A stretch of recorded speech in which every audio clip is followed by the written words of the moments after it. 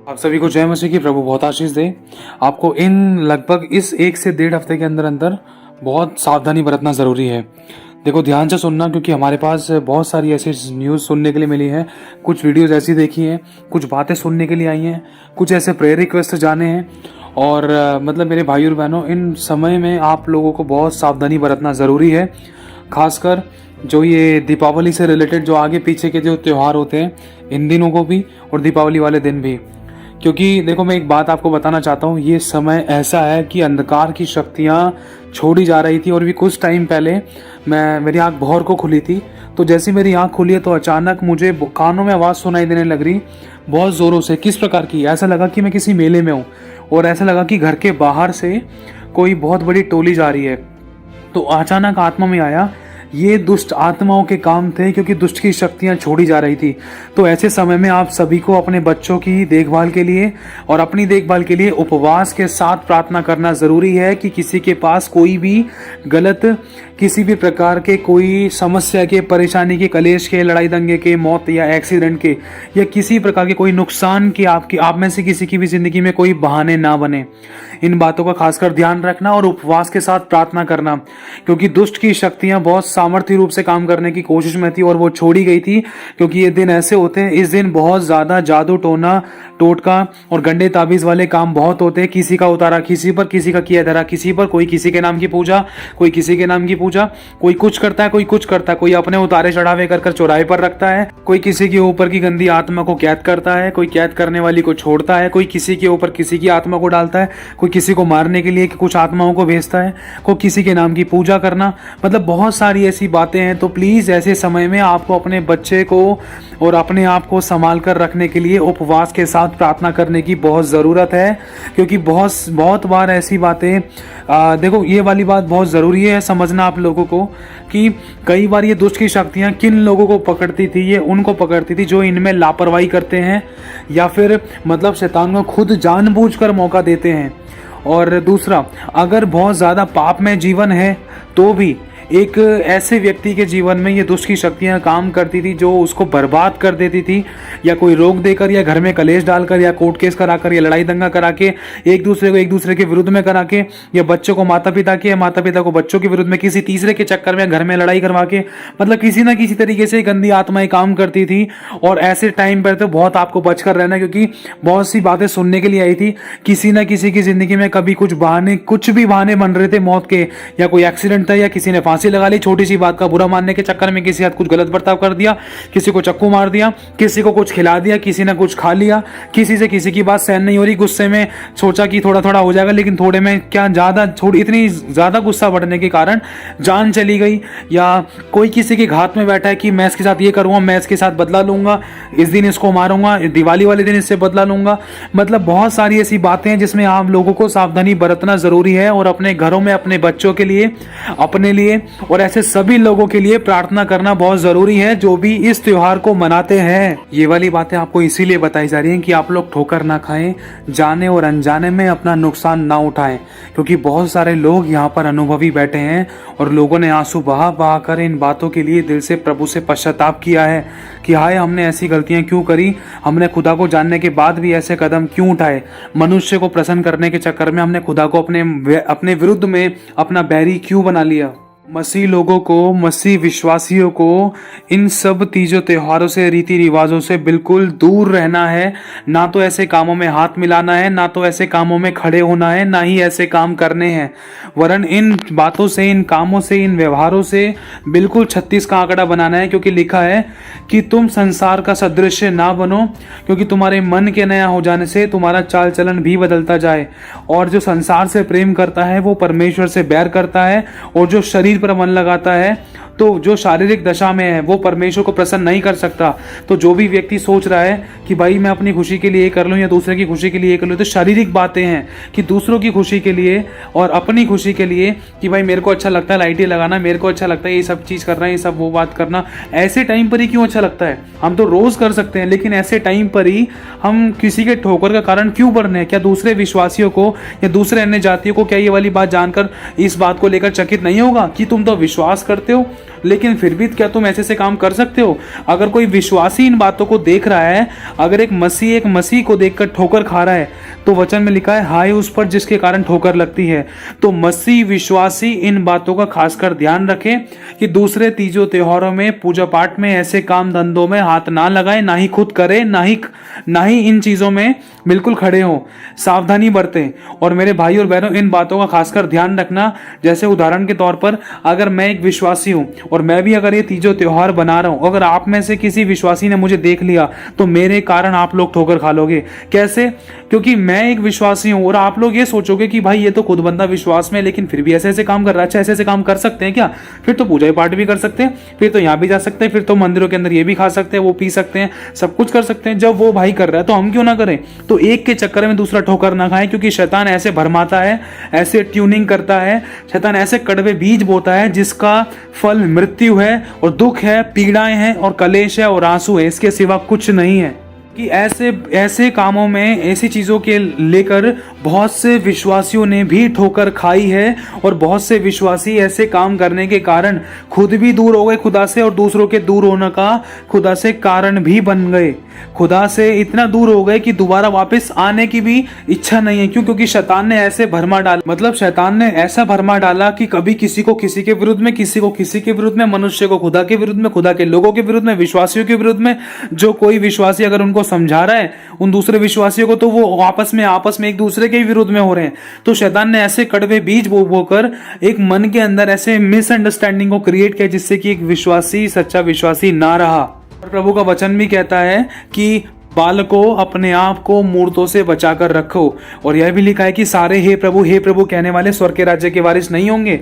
और यह भी लिखा है जो शारीरिक दशा में है वो परमेश्वर को प्रसन्न नहीं कर सकता। अगर हम ये सोचे कि मेरा दोस्त भी तो कर रहा है, मेरी फ्रेंड भी तो कर रही है, वो भी तो जा रहे हैं, यार मसीह में आने के बाद बहुत सारे रिस्ट्रिक्शन हैं, ये रिस्ट्रिक्शन नहीं है, ये हमारे परमेश्वर की आज्ञाएं हैं जिसमें हमारा ही भला है, हमारा ही फायदा है, ताकि हम लोग दूसरे लोगों के चक्कर में या हम किसी व्यक्ति के चक्कर में, किसी मनुष्य के चक्कर में, किसी वस्तु के चक्कर में अपनी आत्मा को नाश ना होने दें। और जो प्रभु ने एक बार, जैसे कि मैं आपको बता चुका हूँ कि जब मैं एक बार सोकर उठा था तो अचानक कानों में बहुत जोरों से आवाज आ रही थी। ऐसा लगा कि दुष्ट आत्माओं की टोलियां निकल रही थी घर के सामने से। लेकिन मेरे भाई और बहनों, ये परमेश्वर की ओर से हम लोगों के लिए एक चेतावनी थी। शैतान अपने काम को पूरा 100% करता है, 100% देने में पूरी जान लगा देता है कि इस घर को बिगाड़ना है तो बिगाड़ना है, इसके पति को बर्बाद करना है तो करना है, इसकी पत्नी को बिगाड़ना है तो बिगाड़ना है, इसके बच्चों को बर्बाद करना है तो करना है, किसी ना किसी तरीके से, या तो गेम के द्वारा, टीवी सीरियल्स के द्वारा, या कुछ गलत खाने पीने के द्वारा, या नशे पत्ते के द्वारा, गलत संगति के द्वारा इसको उसके माँ बाप के विरुद्ध में करना है तो करना है। शैतान पूरा 100% लगाता है, लेकिन हम परमेश्वर के लोग अपना पूरा 100% नहीं लगाते हैं कि हम पाप से दूर रहें, वरन हम तो अपनी शारीरिक दशा में होने के कारण अपने शरीर की बातों पर मन लगाते कि मुझे ये अच्छा लग रहा है, दोस्त भी तो कर रहा है, वो भी तो कर रही है, ये भी तो कर रहा है, उसको तो कोई नहीं बोल रहा, अरे दूसरा कर रहा है, उसकी करनी उसके साथ है। दूसरे के चक्कर में हम अपनी चाल ना बिगाड़ें। मेरे भाइयों बहनों, खुदावन हमें साफ बताता है कि दूसरे को देखकर अपनी चाल को मत बिगाड़ो। और यह भी लिखा है कि कुकर्मियों के कारण मत कुड़। अगर दूसरा कोई भी व्यक्ति कुछ भी गलत से गलत काम, अच्छे से अच्छा काम या कुकर्म कर रहा है, उसके कारण हमें नहीं कुड़ना है कि भाई वो तो सब कुछ कर रहे हैं, मसीह में होने के बाद भी, या विश्वासी है या अविश्वासी है या अन्य जाति है, यार वो तो सब कुछ काम कर रहे हैं, हम विश्वासी होने के बाद क्या हम ये भी ना, यहाँ भी ना जाएं, इंजॉयमेंट ना करें, ये ना वो करें। प्रभु ने आनंद के लिए मना नहीं करा है, लेकिन प्रभु कह रहा है संसार का आनंद नहीं, वरन मुझ में आनंदित रहो। संसार का आनंद एक धोखा है जिसके कारण इंसान अपनी जिंदगी को मौत की तरफ लेकर जाता है, अपने आप को गहरे गड्ढे में डाल देता है, फिर बाद में चिल्ला चिल्ला कर खुदावन की दुहाई देता है कि खुदा मुझे निकाल, मैं इस मुसीबत में, इस समस्या में क्यों आ गया।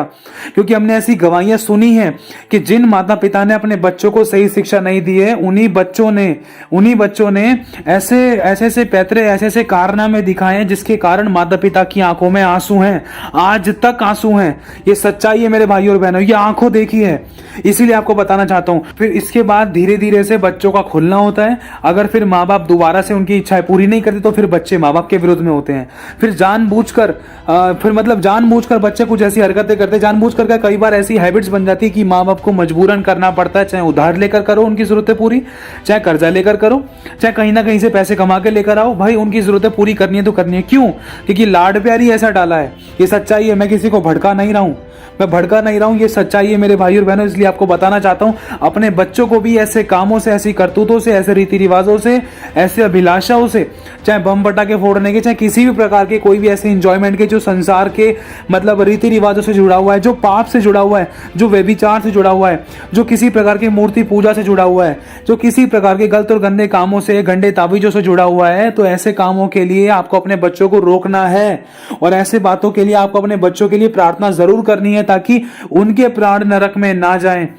मेरे भाई और बहनों, देखो आपको एक छोटा सा उदाहरण देना चाहता हूं। हमारा परमेश्वर हमसे कितना प्यार करता है, और वो हमेशा हमसे कहता है कि जागते रहो, कि तुम परीक्षा में ना पड़ो। वो हमारा पिता है और हम उसके बच्चे हैं। जैसे उदाहरण के तौर पर एक आदमी होता है, वो परमेश्वर से कहता है कि परमेश्वर मुझे बता कि अब मैं करूं क्या। तो प्रभु कहता क्या हुआ। तो वो आदमी कहता प्रभु मैं नहीं चाहता कि मेरे बच्चे रात को मतलब जो गहरी नींद में सोते हैं, ये अपनी नींद खराब करके, ये मैं नहीं चाहता कि रात को उठे प्रार्थना करने के लिए। तो प्रभु मैं क्या करूं, मुझे क्या करना चाहिए प्रभु, मुझे तू बता। तो प्रभु कहता है अच्छा तुझे अपने बच्चों की इतनी चिंता है कि उनको गहरी नींद में सोने दे रहा है, चाहे भले ही जिस समय उनको अपनी आत्मा को मजबूत करना चाहिए, तो उस समय उनको वो शिक्षा ना देकर, उनका प्रार्थना और आत्मा में जीवन ना बढ़ाकर, वरन उनको शारीरिक बातों पर मन लगाने के कारण उनको शारीरिक लोगों की तरह उनको जीने के लिए तू उनकी हेल्प कर रहा है। ना तो उनकी आत्मा को बचाने के लिए तू उनको वो शिक्षा दे रहा है, ना तो उनको तू वचन पढ़ा रहा है, ना तो उनको आराधना में बैठा रहा है, और ना तो तू मेरी बाट जोड़ने के लिए कह रहा है, और ना तो तू उनको मेरे साथ संगति करने के लिए कहता है। और रात को जब समय आता है तो रात के लिए भी ये बहाना होता है कि प्रभु रात को उनकी गहरी नींद होती है, मैं उनको उठाऊं तो कैसे उठाऊं, मैं नहीं उठाना चाहता क्योंकि मेरे बच्चों की नींद गहरी होती है, और फिर प्रभु मैं प्रार्थना नहीं करना चाहता, प्रभु कोई और टाइम हो ठीक तो मुझे बता। अब तू मेरे को एक बात बता, जब अगर तेरे घर के अंदर अगर आग लग जाए तो क्या तू अपने बच्चों को सोने देगा। तो उसी समय प्रभु ये वाली बात बोलता है, जब अगर तेरे घर में आग लग जाए तो क्या तू अपने बच्चों को सोने देगा गहरी नींद में। तो वो आदमी कहता है नहीं नहीं नहीं नहीं नहीं प्रभु, मैं क्यों सोने दूंगा, मैं क्यों सोने दूंगा। आग तो मेरे बच्चों को जला सकती है, नाश कर सकती है, भून सकती है, या कुछ भी नुकसान कर सकती है। मैं तो अपने बच्चों को चाहे कितनी भी गहरी नींद में दे, मैं उनको तुरंत उठाऊंगा, किसी ना किसी तरीके से जरूर बचाऊंगा, अपने बच्चों को जगाऊंगा, उनसे बोलूंगा बच्चों सावधानी बरतो, भागो यहाँ से हटो, और साफ सुथरे मतलब इन चीजों से बचकर रहो, जो जलने वाली चीजें हैं। मैं अपने बच्चों को जरूर सावधान करूंगा और जरूर उठाऊंगा, जरूर जगाऊंगा। अगर नहीं जग रहे तो चाहे मारना पड़े मुझे, चाहे घसीटना पड़े, चाहे खींचना पड़े, मैं उनको जरूर उठाऊंगा। तो परमेश्वर कह रहा है तो मेरे बच्चे तू मुझे एक बात बता, जब तू अपने बच्चों से तू इतना प्यार करता है, तो इनकी इतनी पक्ष लड़ रहा है, इनको गलत काम में भी तू उनको हाथ मिलाने दे रहा है, दूसरे कामों में इनको हाथ मिलाने दे रहा है, लेकिन इनको मेरे साथ संगति नहीं करने दे रहा है। और तू जब मेरे साथ संगति करने का समय आता है तेरे बच्चों का, तो उस समय तो उनकी पक्ष लड़के ये कह रहा है कि प्रभु उनकी गहरी नींद है, उनको कि मतलब किस टाइम पर प्रार्थना करानी चाहिए, रात को मैं नहीं जगाना चाहता। लेकिन तू सोच कर देख, जब तू उन बच्चों को आग के समय बचाना चाहता, दुनियावी आग से, तो मैं सर्वशक्तिमान परमेश्वर होकर मैं तेरे और तेरे भी बच्चों को अनंत काल की अग्नि से मैं बचाना चाहता हूं। तो मैं क्या तुम लोगों को जागृत होने के लिए ना कहूं। इसीलिए मैं तुमसे कहता हूं कि जागते रहो, कि तुम परीक्षा में ना पड़ो। मेरे भाई और बहनों, प्रभु आज बताना चाहता है, प्रभु आज चेतावनी देना चाहता है हम सभी को। तो उस आदमी की आंखें खुल गई, उसने कहा हाँ प्रभु तू सत्य कह रहा है, यही तो है हमारी जिंदगी का क्रूस। क्या हम थोड़ा सा भी अपना बलिदान नहीं कर सकते, 1 घंटे 2 घंटे का? क्या हम प्रभु तेरे साथ संगति में नहीं बैठ सकते? प्रभु मुझे माफ कर, जो मैंने अपने बच्चों की पक्ष ली और मैं तो उनके प्राणों को अधोलोक में डाल रहा था। क्यों? क्योंकि प्रभु उनको तो मैंने ना तो तेरे मार्ग की सही से शिक्षा दी, ना तो मैं उनको अच्छी शिक्षा देकर, ना तो मैं उनके प्राण बचा रहा था, वरन मैं तो उनको उनके कामों में लिप्त करके वरन उनको और आराम दिला रहा था, उनकी पक्ष लड़ रहा था। ना तो मैं उनसे पवित्रता सच्चाई खराई में परिश्रम करने के लिए कह रहा था, ना तो मैं तेरे साथ उनको संगति करने के लिए कहता। यही मेरी बहुत बड़ी गलती थी प्रभु, मुझे क्षमा कर दे, आज मेरी आंखें खुल गई। तो प्रभु कहता है मेरे बच्चे, जब तू उनको दुनियावी आग से बचाना चाहता है, तो मैं तो तुम्हें अनंत काल की अग्नि से बचाना चाहता हूं, जो कभी बुझने की नहीं है, जिसका कीड़ा कभी नहीं मरता, जिसकी आग कभी नहीं बुझती। इसलिए मेरे आने में देरी है, ताकि तुम लोग तैयार हो जाओ और हर समय तैयार रहो। क्यों? क्योंकि दिन बुरे हैं, और पश्चाताप के साथ मेरे साथ संगति करो, क्योंकि जो ज्यो ज्यो मेरे दिन को तुम नजदीक आता हुआ देखो, त्यों त्यों तुम संगति में इकट्ठा होना बिल्कुल मत छोड़ो, वरन और ज्यादा इकट्ठा हुआ करो, क्योंकि मैं बहुत जल्द आने वाला हूं। और मेरे आने में इसलिए देर है ताकि तुम सबको मन फिराव का अवसर मिले, ताकि तेरे बच्चे जाने, ताकि तेरे बच्चे मेरी व्यवस्था पर चले, मेरे वचन पर चले, मेरी बात को माने, अपने प्राणों को अधोलोक से बचाएं और अपने प्राणों को बुराई के काम से बचाएं, अपनी आंखों को पवित्रताई में चलाएं और अपनी जुबान को बुराई करने से रोक कर रखें, ताकि उनका जीवन पवित्रताई में चले और मैं उनको उठाकर ले जाऊं जीवितों की जमीन पर, उनको मैं सही सलामत सुरक्षित रखूं, और जब मेरा समय आए, जब मेरा आने का, तो मैं उनको सही सलामत उठाकर लेकर जाऊं। प्रभु चाहता है बचाने के लिए। मेरे भाई और बहनों, लिखा है कि जो माता पिता अपने बच्चों को सही शिक्षा नहीं देते, तो लिखा है कि वो माता पिता अपने बच्चों के प्राण को अधोलोक में डालते हैं। एक और उदाहरण आपको बताना चाहता हूं। जैसे एक माँ थी, उस माँ को बच्चा चाहिए था, परमेश्वर ने उसको बच्चा दिया और बहुत लंबे टाइम बाद उसको बच्चा मिला, प्रभु ने उसको बच्चे की आशीष दी। तो हुआ क्या, वो उस माँ ने अपने उस बच्चे को परमेश्वर के वचन की शिक्षा दी ही नहीं कि बेटा झूठ मत बोलना, चोरी मत करना, तू किसी घर का लालच मत करना, तू विश्राम दिन को पवित्र करके मानना, तू अपने माता पिता की आगे का पालन करना, तू खून ना करना, तू चोरी ना करना, तू व्यभिचार ना करना, तू किसी के विरुद्ध झूठी साक्षी ना देना, तू झूठ मत बोलना, तू लालच मत करना, तू व्यभिचार ना करना, तू गलत और गंदे काम मत करना, तू लीला क्रीड़ा मत करना, मत वालापन मत होना, तू मदिरा के नशे में चूर मत होना। ऐसी शिक्षाएं कभी उस माँ ने अपने बच्चे को नहीं दी, वरन इतना लाड प्यार में। क्यों? क्योंकि वो इकलौता था।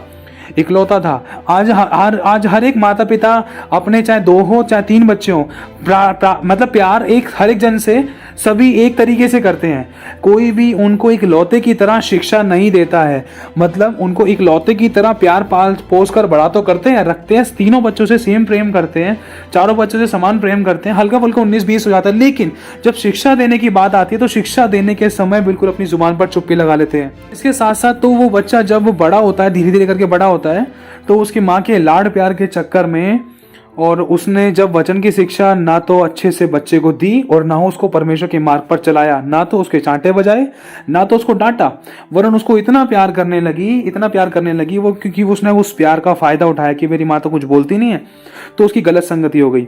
गलत संगति के कारण वो लड़का बिगड़ता गया, नशे पत्ते में आया। नशे पत्ते में आने के कारण उसका नशा पत्ता इतना बिगड़ गया, इतना ज्यादा हो गया कि उसने चोरी करना शुरू कर दिया। कभी दुकानों पे से बंडल चुरा लिया, कभी दुकानों पे से शराब चुरा ली, और गया एक शराब के लिए लेकर आ गया 2-3 शराब, पेटी की पेटी उठा लाया। पैसे कहाँ से आए? कभी किसी का पर्स मार लिया, कभी किसी का फोन चुरा लिया, उसके फोन को बेच कर पैसे आए, उसमें से दारू खरीद ली, एक की जगह 2 खरीद ली। माँ उसे इतना प्यार करती थी कि उसको इतनी ढील देती थी कि भाई मेरा इकलौता है, करने दो उसको, इकलौता है, मैं क्या करूंगी, कोई बात नहीं, करने दो, कोई बात नहीं, करने दो, हल्का सा ही तो करा है। और कई बार वो बच्चा मम्मी के ऊपर ऐंठ भी जाता था, तो भी उसकी मम्मी हंसकर टाल देती थी। धीरे धीरे करके उस बच्चे का मुंह खुलता गया, वो माँ के विरुद्ध में होता गया, और ऐसे करते करते करते करते जब उसने होश संभाला, जब वो अच्छे से बड़ा हुआ, तो उसकी संगति उसकी और बिगड़ गई और लड़कीबाजी करने लगा, गलत और गंदे काम करने लगा, व्यभिचार करने लगा, और उसके साथ साथ और नशे पत्ते में ज्यादा चूर हो गया। क्योंकि दुष्ट आत्माओं से ग्रसित हो गया था, क्योंकि गलत लोगों के साथ बैठना, खाना और गलत चीजें खाना, गलत चीजों का स्मरण करना, गलत चीजों को मुंह से बोलना, और मतलब बहुत गलत और गंदा व्यवहार हो गया था कि दुष्ट आत्मा का अटैक उसके ऊपर इतने ज्यादा होने लगे थे कि उसने बहुत चलती फिरती लड़कियों को यूं ही छेड़ दिया करता था अपने नशे के चक्कर में। तो एक बार की बात है, उसके जेब में कुछ घातक हथियार भी रहते थे, जैसे कि कोई चक्कू वगैरह हो गया, पैना वगैरह। तो हुआ कुछ ऐसा, उसने एक लड़की को रात के टाइम पे किसी लड़की को छेड़ दिया। उसके पास पैसे की जरूरत थी, पैसे की जरूरत थी उस लड़के को, तो उसको पैसे चाहिए थे। उसने लड़की को जाते हुए देखा, एक लड़की जॉब पर से आ रही थी, ड्यूटी पर से। तो उस लड़की को उसने कहा कि मेरे को बैग दे, नहीं तो चक्कू मार दूंगा। फिर उसके बाद हुआ कुछ ऐसा, उस लड़की ने बैग नहीं दिया, मना कर दी, मेरी सैलरी है, मैं तुझे बैग नहीं दे सकती, मेरी मेहनत की कमाई है। तो उस लड़के ने ना आओ देखा ना ताओ देखा, उसके 4-5 चक्कू मार दिए। मारने के बाद उसका बैग लिया, बैग में से पैसे निकाल कर जैसे ही वो जा रहा था, और इतने देर तो जा भी नहीं पाया, इतने में मतलब कुछ लोगों ने उसको पकड़ लिया, और कुछ लोगों ने इसको पकड़ा, तो वो पकड़ा गया। फिर उसके बाद पुलिस वाले झट से, वहीं आसपास में पुलिस स्टेशन था कोई, और वो लड़का अच्छे से भाग भी नहीं पा रहा था, पहले से दारू के नशे में था कि वो भाग जा, अपनी जान बचा ले, भाग भी नहीं पाया था अच्छे से वो। तो हुआ कुछ ऐसा, वो पुलिस वालों के पकड़ में आया। पकड़ में आने के बाद उसकी माँ को बुलाया गया, बोला कि भाई देखो, इसको तो फांसी की सजा होगी क्योंकि उसने मर्डर किया है, इसने चक्कू मारा लड़की को दिन दिहाड़े, और इतने चक्कू मार दिए, इतना गलत और गंदा व्यवहार किया है। इसके ऊपर पहले से ही केस लगे हुए, लेकिन आपको मालूम नहीं था। अगर आपको मालूम था तो आपने इसको सिखाया क्यों नहीं? तो उसकी माँ की आंखों में आंसू आ गए। तो फिर हुआ कुछ ऐसा, उसकी माँ से बोला कि भाई इतने इतने दिन में इसके ऊपर ये धारा लगाई गई है और इसके साथ ऐसा होगा और इसको फांसी की सजा होगी।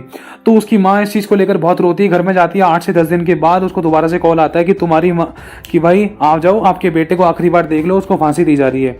तो फिर उसकी माँ झट से भागे भागे आती है, भूखे पेटी आती है, कुछ भी नहीं खाती, और देखती है अपने बच्चे को दूर से, उसके हाथ और पैर चारों तरफ बंधे रहते हैं। तो कुछ होता ऐसा है कि वो लड़का कहता है अपनी माँ को देखकर, माँ मुझे आपसे मिलना है, एक बार आप मेरे पास आ जाओ। तो वहाँ के चौकीदार वगैरह से किसी से कहता है कि एक बार मेरी माँ को मेरे पास आने दो और उनको मेरे गले लगने दो, मैं उनको आखिरी बार गले लगना चाहता हूँ, मेरी आखिरी इच्छा यही है। तो वो माँ अपने बच्चे के गले लगती है। जैसी वो गले लगती है तो वो लड़का अपनी माँ के कान को काट लेता है, बहुत ज़ोरों से कान को काट लेता है और खूनम खान कर देता है और गालियाँ बकता है और बुरी बुरी गालियाँ बकता है, बुरी बुरी बातें बकता है। तो होता कुछ ऐसा, उसकी माँ बोलती है, रोते रोते, कान में से खून निकल रहा होता है, अपना सीधा हाथ कान पे लगा कर रखती है और रोते रोते बोलती है कि बेटा तूने मेरे साथ ऐसा क्यों किया, मैंने तुझे पाला पोसा, मैंने तुझ में क्या कमी छोड़ दी। तो इतने में वो लड़का रोते रोते कहता है कि तेरे ही कारण है ना आज मैं यहाँ पर फांसी की सजा पर हूँ। अगर तू मुझे उस छोटी सी चोरी के चक्कर में, अगर तू मुझे उस गलती, छोटी सी गलती जो मैंने की थी, जो छोटा मोटा नशा पत्ता किया था, जो मैंने छोटी छोटी चोरियां की और जिसके कारण आज मैं यहाँ पर हूँ, अगर तू मुझे उन छोटी छोटी चोरियों के टाइम पर, अगर तू मुझे 2-4 चांटे मार कर या डांट कर, फटकार कर या मेरी पिटाई करके अगर तू मुझे डांट कर, सिखा कर, समझा देती ना, तो आज मैं यहाँ नहीं होता। तूने मुझे मेरी गलती के टाइम पर, जब तूने मुझे रोकना चाहिए था उस समय तूने मुझे नहीं रोका, जब तुझे मेरी पिटाई करनी चाहिए थी उस समय तूने मेरी पिटाई नहीं करी, जब तुझे मुझे डांटना चाहिए था उस समय तूने मुझे नहीं डांटा, और तूने मुझे प्यार के चक्कर में इतना ढील और इतना ढीलम ढाला रवैया तूने अपनाया मेरे साथ कि मुझे आज तेरे कारण मृत्यु तक पहुंचना पड़ रहा है। क्यों? क्योंकि जब मैं गलत कामों में हाथ लगाता था तो तू मुझे बिल्कुल नहीं रोकती थी, बिल्कुल नहीं टोकती थी, बिल्कुल तूने मुझे इन कामों को करने का, इन कामों को ना करने का तूने मुझे बिल्कुल भी मना नहीं किया, वरन मैं इन कामों को खुलकर और खुशी से करता था। क्यों? क्योंकि मेरी माँ तो खुश है, वो मुझे कुछ कहती नहीं है, और मैं इसी प्रकार के नशे में चूर होता गया, और ना तो तू मुझे रोकती और ना तो तू मुझे किसी बात के लिए कोई टोकती, और उसी कारण आज मैं यहाँ पर तेरे कारण फांसी की सजा पर हूँ। मेरी मौत का कारण तू है। अगर तू उस समय मुझे सही शिक्षा देती, अगर तू उस समय मुझे परमेश्वर के वचन सिखाती, समझाती और वचनों पर चलाती, तो आज मेरी जिंदगी दूसरों के आंसू को पोंछने वाली बन जाती, दूसरों को मैं मौत के फंदे से निकालने वाला बनता, दूसरों को छुटकारा देने वाला, चंगाई देने वाला, आशीष देने वाला, बरकत देने वाला, दूसरों का उद्धार करवाने वाला और दूसरों को प्रभु के पास ले जाने वाला बनता। आज मेरे प्राणों की दोषी तू है। क्यों? क्योंकि तूने मुझे सही मार्ग की शिक्षा नहीं दी। मेरे भाइयों और बहनों, इसीलिए आज हमारा परमेश्वर हमें चेतावनी देता है। वो बताता है कि हे मेरे पुत्र, मेरी आज्ञाओं को अपने गले में धारण कर, मेरे वचनों को अपनी आंख की पुतली जान, वरन उनको अपनी उंगलियों पर लिख ले और अपने गले का हार बना ले, ताकि जब तू चले तो कभी तू ठोकर ना खाए, और अपनी आंख की पुतली जान, ताकि जब भी तू कहीं जाए, जब भी तू कुछ देखे तो वचन के द्वारा देखे, वचन के द्वारा उस चीज को रिकॉग्नाइज करे कि क्या करना चाहिए, क्या नहीं करना चाहिए, क्या सही है, क्या गलत है। तू गलत देख रहा है तो गलत के समय गलत का साथ नहीं देना है, सही का साथ देना है। अगर तू सही देख रहा है तो सही के समय तुझे सही का साथ देना है और सही का ही चुनाव करना है। इसलिए प्रभु कहता है कि अपनी आंख की पुतली जान मेरे वचन को। आज मेरे भाई और बहनों, आप सभी को वचन मालूम हो चुके हैं। आज आपको अपने बच्चों को सही शिक्षा देनी है, वरन खुद भी सही मार्ग पर चलना है। क्यों? क्योंकि एक अंधा दूसरे अंधे को मार्ग नहीं दिखा सकता, क्योंकि दिन बुरे हैं, ये समय ऐसा चल रहा है। इस समय अपने लिए, अपने परिवार के लिए, अपने बच्चों के लिए और परमेश्वर के अभिषिक्तों के लिए, विश्वासियों के लिए, और खासकर ऐसे लोगों के लिए भी जो खुदा को नहीं जानते लेकिन दूसरे रीति रिवाजों में, तीजों त्योहारों में फंसे पड़े हुए थे। ऐसे टाइम पर बहुत बार हम लोग अपने अपने घरों के बाहर या घरों पर या गली मोहल्ले मार्केटों में बहुत चमक धमक करते हैं, बहुत ज़्यादा चमक धमक दिखाई देती है, लेकिन हमारी ज़िंदगी में इतना अंधकार भरा हुआ दिखाई देता है कि कई बार अगर हम एक बार बैठकर अपने लिए कोई किताब लिखे ना, तो आंसुओं से वो किताब लिख दी जा सकती है। इतना दुख, इतने कलेश, इतनी समस्याएं, इतनी परेशानियां, एक के साथ साथ 10-10 टेंशनें, घर की अलग, बाहर की अलग, परिवार की अलग, पैसों की अलग, लेन देन को लेकर अलग, कहाँ से खाएंगे, कहाँ से कमाएंगे, कैसे ठीक होंगे, बीमारी कैसे खत्म होगी, समस्या कैसे ठीक होगी, केस कैसे खत्म होगा, ये मतलब रिश्ता कैसे जुड़ेगा, वो प्यार से कैसे बात करेगा, कब हम मिल पाएंगे, कब हम एक दूसरे, हमारे बीच की दूरी खत्म हो पाएगी। बहुत सारी चीज़ों को लेकर अंधकार है। हम दिखावा बहुत करते हैं, और बहुत बार तो ऐसा देखा है, कई बार हम दीपक और दिए जलाते हैं, कभी छतों पर जलाते हैं, गली मोहल्लों पर जलाते हैं, लेकिन फिर भी हमारी ज़िंदगी का अंधेरा नहीं जाता। क्यों? क्योंकि जो ज्योति है, जीवन की ज्योति है, वो यीशु है, क्योंकि ज्योति नहीं है। और हमारे ज़िंदगी में इतनी सारी हम दिखाते हैं अपने घरों पर, अपने घरों में, घरों के बाहर बहुत अच्छे अच्छे गीत और गाने बजाते हैं, लेकिन फिर भी जीवन के अंदर बिल्कुल भी शांति नहीं है। क्यों? क्योंकि शांति का राजकुमार नहीं है। राजकुमार कौन है? वो यीशु है। और जीवन की ज्योति कौन है?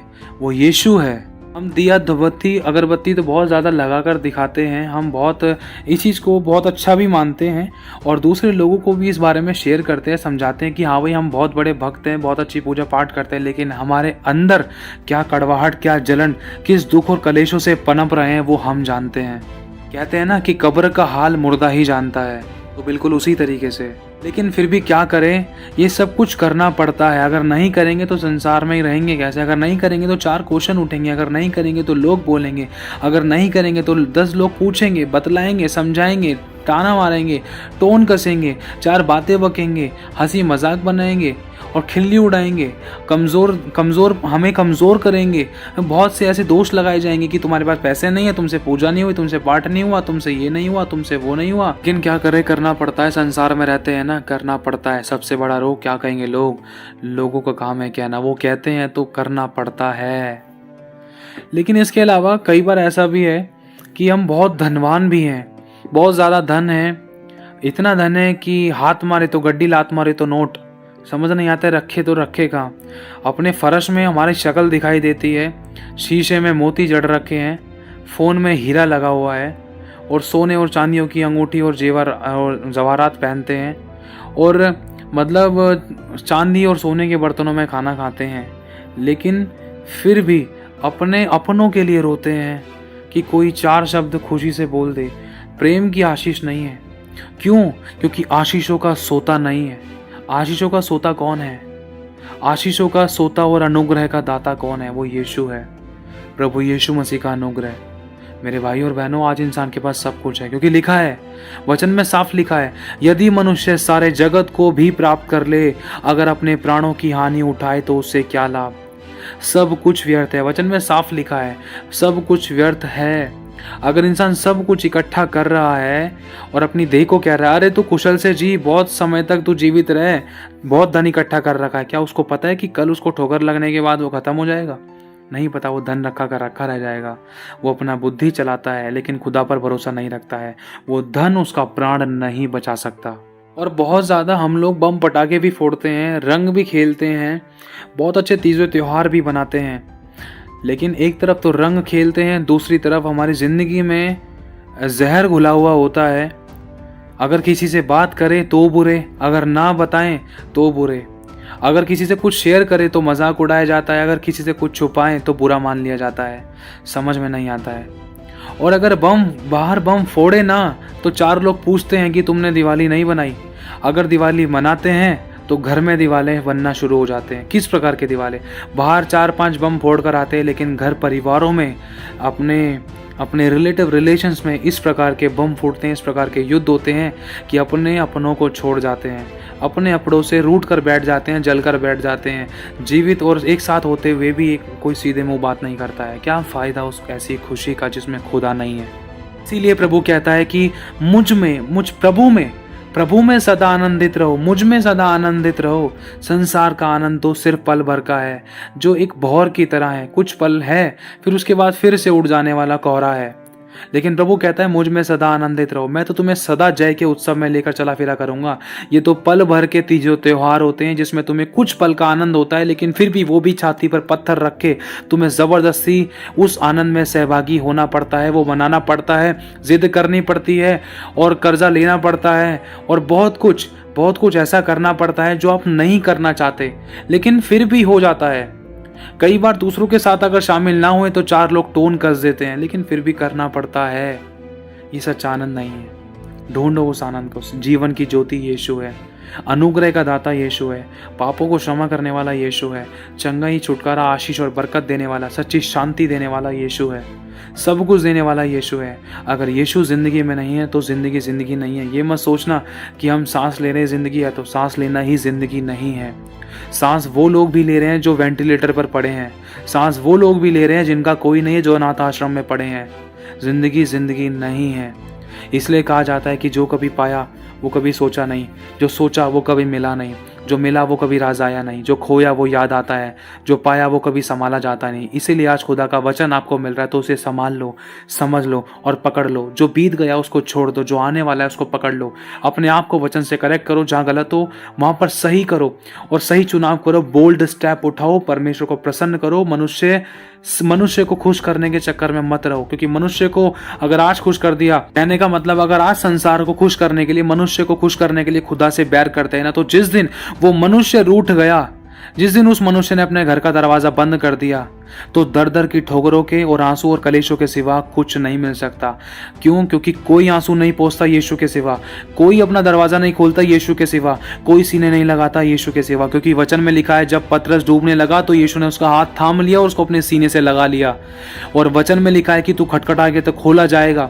यीशु कहता है, तू खटखटा, मैं तेरे लिए खोलूंगा, मैं तेरा दरवाजा खोलूंगा। जब सारे दरवाजे बंद हो जाते तो यीशु का दरवाजा खुलता है। अब सारे दरवाजों पे ठोकर क्यों खाएं? इसीलिए प्रभु कहता है कि पहले मेरे पास आजा, मुझ पर विश्वास कर, मुझसे मांग।